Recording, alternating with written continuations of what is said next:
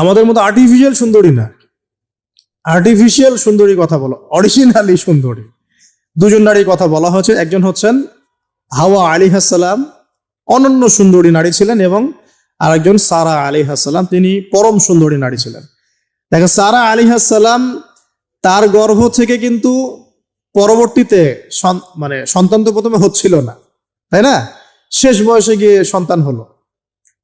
হাজারা আলাইহিস সালামের গর্ভ থেকে কি ইসমাইল, আর সারা আলাইহিস সালামের গর্ভ থেকে ইসহাক। ইসহাক আলাইহিস সালামের পরে ইয়াকুব, আর ইয়াকুবের পরবর্তী বংশধর যারা, তারা কি বনু ইসরাইল। তাই বনু ইসরাইলের মধ্যে ইউসুফ হাসান ইউসুফ সবচেয়ে সুন্দর ছেলে না? সারা আলাইহিস সালামের সৌন্দর্য, সুবহানাল্লাহ, কথা বুঝতে পারছেন? মায়ের সৌন্দর্য, মার বাবা, তারা ছিলেন পরম সুন্দর। এখন সারা আলাইহিস সালামের সাথে বিয়ে হলো। দেখেন, এই যে লম্বা সময় আলোচনা করলাম, এই সময়টুকুর মধ্যে ইব্রাহিম আলাইহিস সালামের দাওয়াতে মাত্র 2জন মানুষ মুসলমান হয়েছে। কয়জন? একজন হলো তার স্ত্রী সারা, আর একজন হচ্ছে তার ভাতিজা, তার নাম লুত। ভাতিজার নাম কি? লুত। পরবর্তীতে তিনিও নবী হয়েছিলেন, এবং তাকে সাদুম গোত্রের কাছে পাঠানো হয়েছিল। কোন পাপের কারণে? হোমোসেক্সুয়ালিটি, সমকামিতা, যেটা এখন ওই যে বিজ্ঞাপন দিয়ে প্রচার করা হয়। এবং ঢাকা শহরে যদি একটা শুমারি করা হয়, দেখবেন এদের সংখ্যা কম হবে না। ঢাকা শহরে যদি শুমারি করা হয়, দেখবেন এদের সংখ্যা কম হবে না।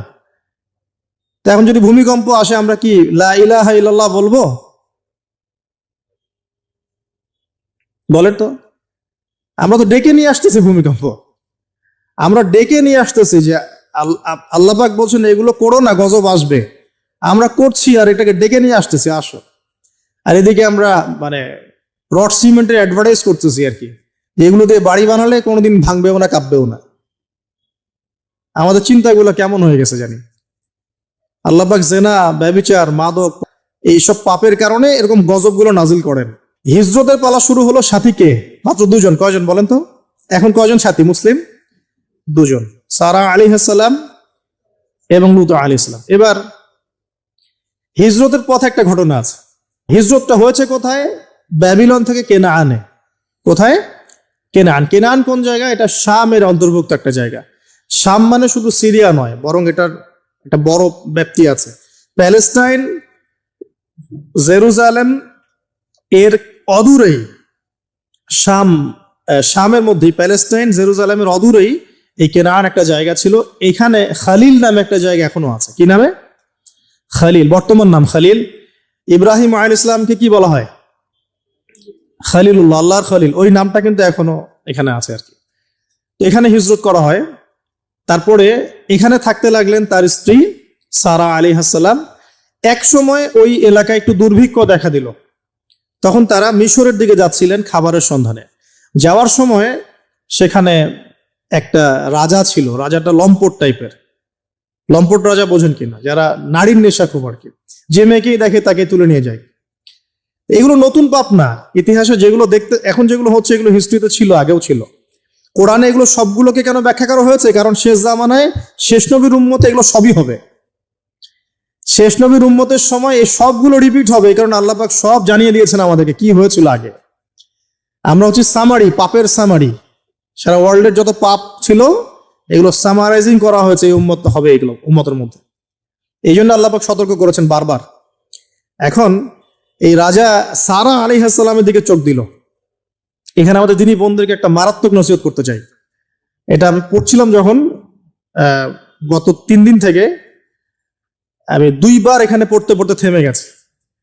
সারা আলাইহিস সালামকে যখন কিডন্যাপ করা হয়েছে, তখন 2টো কাজ হয়েছে এখানে। এক, ইব্রাহিম আলাইহিস সালাম সাথে সাথেই তিনি নামাজে দাঁড়িয়ে গেছেন। ইব্রাহিম আলাইহিস সালাম কি করেছেন? নামাজে দাঁড়িয়ে গেছেন।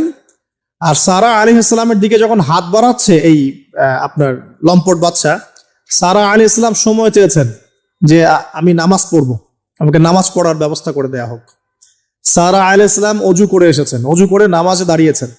দাঁড়িয়ে 2 রাকাত নামাজ পড়ে আল্লাহর কাছে দোয়া করেছেন, আল্লাহুম্মা ইন কুনতা তা'লাম, হে আল্লাহ আপনি যদি জানেন, আল্লাহুম্মা ইন কুনতা তা'লাম, হে আল্লাহ আপনি যদি জানেন যে ইন্নী ক্বাদ আহসানতু ফারজি ইল্লা যাওজি, আমি আমার লজ্জাস্থানকে হেফাজত করে রেখেছিলাম, সতীত্বকে কখনো নষ্ট করিনি, শুধু আমার স্বামীর হক আমি স্বামীকে দিয়েছি।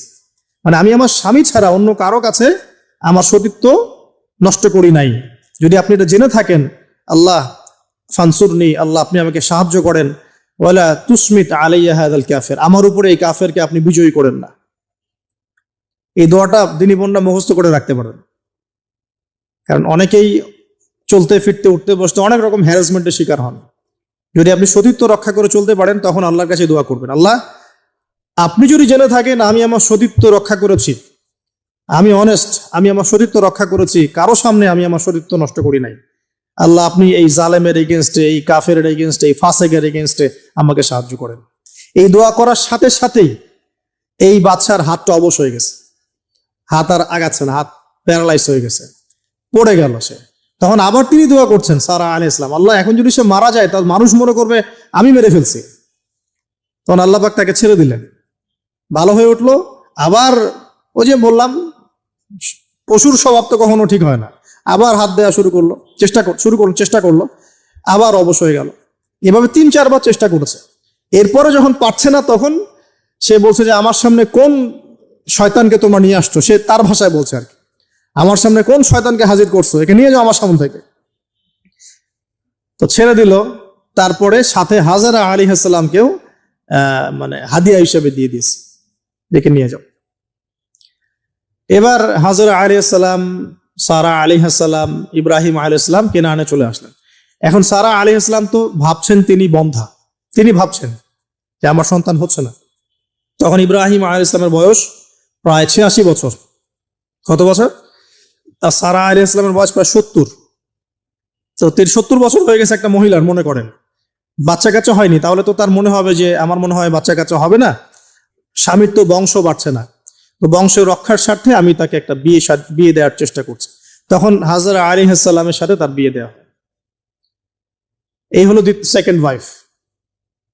এখনকার পশ্চিমা সভ্যতা অবশ্য আমাদেরকে শেখায় যে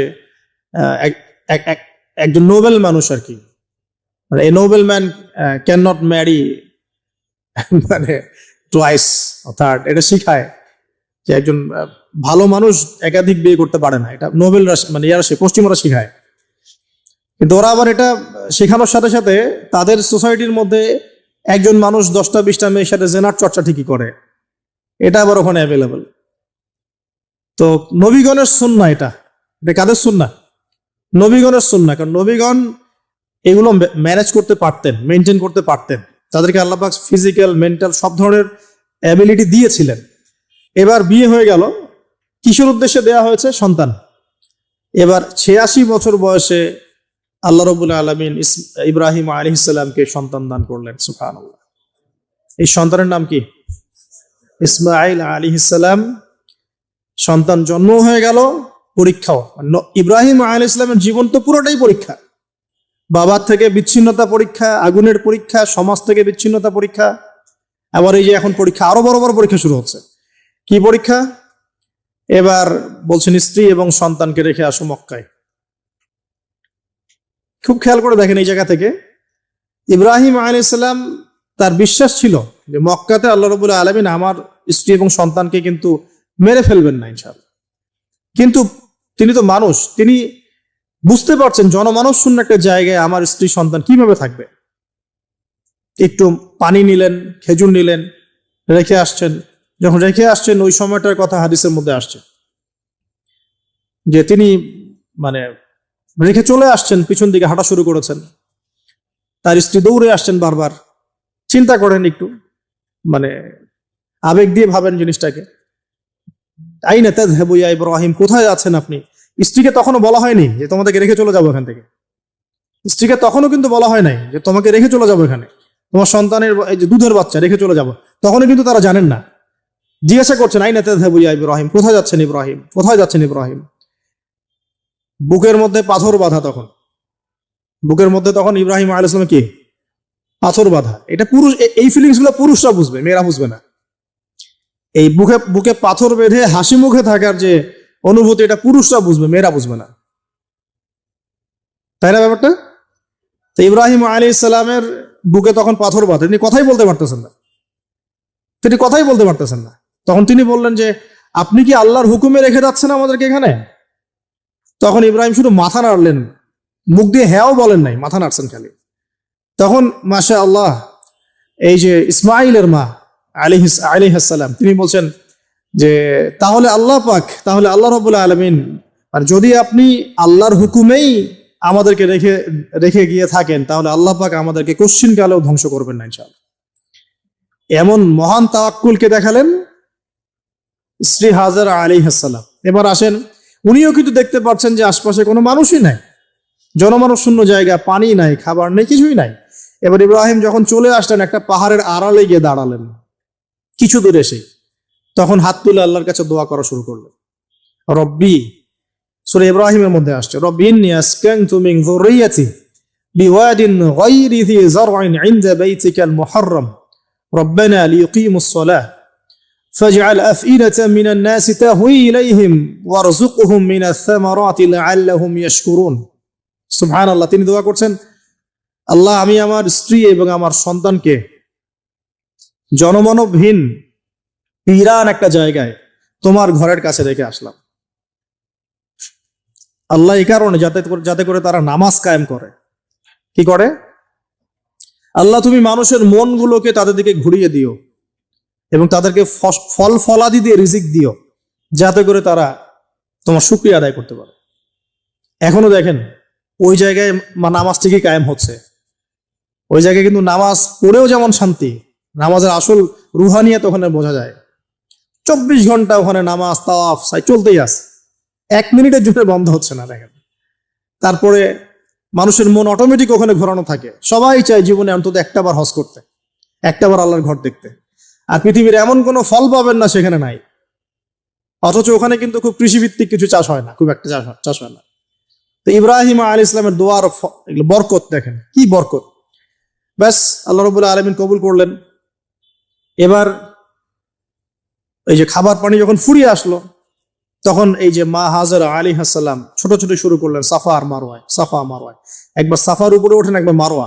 এখনকার সাফা মারওয়া না, এখন মোজাইক দিয়ে টাইলস করে দেওয়া সাফা মারওয়া না, যেটা আমরা সাই করি, এই সাই সেই সাই না। ওইটা তখন ছিল একদম রুক্ষ একটা জায়গা, জীর্ণ শীর্ণ একদম ভূমি ছিল। আর এখন তো কয়েক তালা হয়েছে। এটা যারা ওমরা হজ করেছেন বা হজ করেছেন তারা জানেন। তো এরকম বিরান জায়গা সাফা মারওয়া, একজন মহিলা, একজন নারী, তার কি জাজবা, সেই শক্তি কোথায় পাচ্ছে? সেই শক্তি পাচ্ছে কোথায়? সেই তাওয়াক্কুল কোথায় পাচ্ছে? কোন আশা নিয়ে সে ছুটছে আর কি? আর আমরা কোন আশা নিয়ে দুনিয়ার পথে ছুটছি আর কি? পানি, বাচ্চা এদিকে কান্নাকাটি করছে, চিৎকার করছে, সে দৌড়াচ্ছে, একবার সাফা একবার মারোয়া, একবার সাফা একবার মারোয়া। আমরা যখন হজ করতে যাই, উমরা করতে যাই, কখনো এই ফিলিংসই আসে না আমাদের মধ্যে। ওইখানে গিয়ে সেলফি উঠানো শুরু করে মানুষ। আমরা গিয়েছিলাম, অবাক হয়ে যায়, ওখানে সেলফি উঠে মানুষ বসে বসে। সাফা মারওয়া সাইর কোনো ফিলিংসই নাই। এটা হাজারা আলাইহিস সালামের স্মৃতি। আল্লাহ পাকের কাছে এই দৌড়াদৌড়ি এতই ভালো লেগেছে, আল্লাহ পাক কিয়ামত পর্যন্ত রেখে দিয়েছেন। সুবহানাল্লাহ। একজন নারীর সম্মানে, এই সন্তান, মায়ের বাঁধন, সুবহানাল্লাহ, এগুলা আসলে বলে বোঝানো যায় না ফিলিংস গুলা। এই 7 বার সাইর মধ্যেই আল্লাহ রাব্বুল আলামিনের এই যে হুকুম চলে আসলো। দেখেন যে ইসমাইলের পায়ের কাছ থেকে পানির ফোয়ারা বের হচ্ছে। এই পানির ফোয়ারা বের করে দিয়ে গেলেন কে? জিবরাইল আলাইহিস সালাম। আর তিনি বলে গেলেন যে তোমরা কষ্ট নিও না, এখানে আল্লাহর ঘর হবে, এই ছেলে আর তার বাবা মিলে ঘর নির্মাণ করবে। এবার তিনি এই যে পানি, জমজম কূপ তৈরি হয়ে গেল, পানি হলো, পানি দেখে পাখি আসলো। কি আসলো প্রথমে? পাখি কিন্তু পানি খোঁজে। এরপরে ওখানে ওই পাখিকে দেখে একদল মানুষ আসলো আর কি। এই মানুষগুলো ইয়েমেন থেকে আসছে। কোত্থেকে? এই গোত্রই পরবর্তীতে আরবে বিস্তার লাভ করেছে। এই গোত্রের মেয়ের সাথে ইসমাইল আলাইহিস সালামের বিয়ে হয়েছে। পরবর্তীতে এই গোত্রের হাত ধরে কুরাইশ বংশ হয়েছে এবং এই কুরাইশ বংশে আমাদের শেষ নবী মুহাম্মদ সাল্লাল্লাহু আলাইহি ওয়াসাল্লামের জন্ম হয়েছে। বুঝতে পারলেন? এই হলো ইতিহাস। তো তারা পানি চেয়েছিল। তো হাজরা আলাইহিস সালাম বলেছিলেন যে পানি দিতে পারে এক শর্তে, এখানে বসতি স্থাপন করতে হবে। ওরা তো আরো ভালো, বসতি স্থাপন করবো, পানিও পাবো, সব তো আরো ভালো হলো। এখানে ইসমাইল আলাইহিস সালাম বড় হন। পরবর্তীতে এখানকারই এক মেয়েকে তিনি বিয়ে করেন, নারীকে বিয়ে করেন। তার বংশতে আসে মুহাম্মদ। তার বংশতে আস্তে আস্তে যে কুরাইশ, বনু হাশিম, বনু মাখজুম, এগুলো হতে হতে হতে মুহাম্মদ সাল্লাল্লাহু আলাইহি ওয়াসাল্লাম কুরাইশ বংশে জন্ম নেন। তাহলে আমাদের নবীর পিতা কে বলেন? ইসমাইল। কোন কে? ইসমাইল আলাইহিস সালামকে বলা হয় আরব জাতির পিতা, আলাদা করে আরব জাতির পিতা। আর তখনই কিন্তু আরবি ভাষাটাই, যে আমরা যে এখনকার যে আরবি ভাষাটা দেখছি, এই আরবি ভাষাটা কিন্তু এই বনু জোহরম গোত্র থেকে আসছে আর কি। বুঝতে পারছেন? এই গোত্রের ভাষা ছিল এই ক্লাসিক্যাল আরবি ভাষা।